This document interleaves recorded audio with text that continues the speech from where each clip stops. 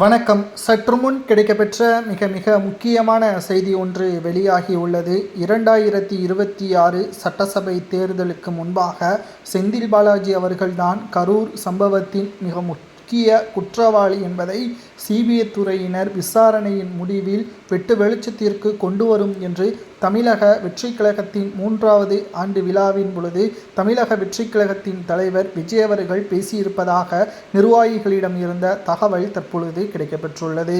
மேலும் செந்தில் பாலாஜி அவர்கள் எப்படி இதில் சிக்குவார்? கரூர் கோட்டை என்பது திமுகவினுடையது.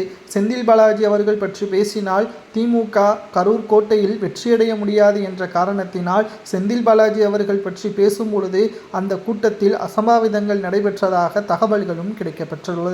மேலும் இது உறுதியான தகவல் என்பதை விட அங்கு அவசரமாக போக்குவரத்து நெரிசலிலும் கூட பார்க்காமல் எப்படி ஆம்புலன்ஸ், அதுவும் செந்தில் பாலாஜி ஸ்டாலின் புகைப்படங்களுடன் வந்தது என்பதுதான் இப்பொழுது கேள்விக்குறி. அதுவும் ஒரு ஆம்புலன்ஸ் என்றாலும் கூட பரவாயில்லை, கிட்டத்தட்ட 25 ஆம்புலன்ஸுகள் தொடர்ச்சியாக ஒரே நேரத்தில் வந்தது எப்படி என்ற கேள்விகளும் சமூக வலைதளங்களில் முன்பு பரவலாக பேசப்பட்டது.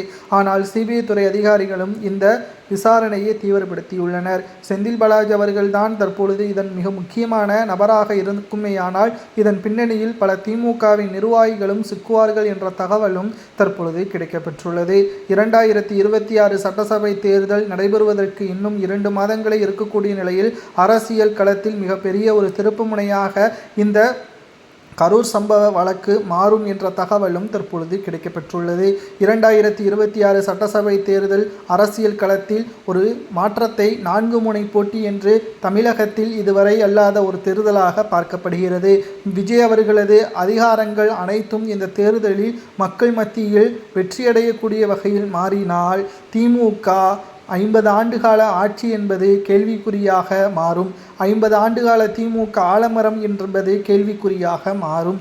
அதிமுக கூட்டணி சுக்குநூறாக உடையும். அதிமுக இருந்த இடம் தெரியாமல் மாறும் என்றும் விஜய் அவர்களது தரப்பிலிருந்து தகவல்களும் தற்பொழுது கிடைக்கப்பெற்றுள்ளது.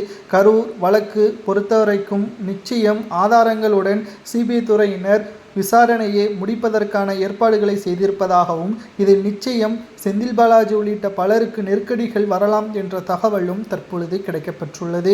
பொறுமையாக இருந்து பார்க்கலாம். இந்த வழக்கை பொறுத்தளவிற்கு பல மாற்றங்கள், பல திருப்பங்கள் ஏற்படும் என்ற தகவலும் தற்பொழுது கிடைக்கப்பெற்றுள்ளது. 2026 சட்டசபை தேர்தல் நிச்சயம் அரசியல் களத்தில் மிக முக்கியமான தேர்தலாக பார்க்கப்படும் என்பது உங்களது கருத்துக்களை கமெண்ட் வாயிலாக கூறுங்கள். கரூர் வழக்கில் குற்றவாளிக்கு என்ன தண்டனை கொடுக்கலாம் என்பதை கமெண்டில் கூறுங்கள்.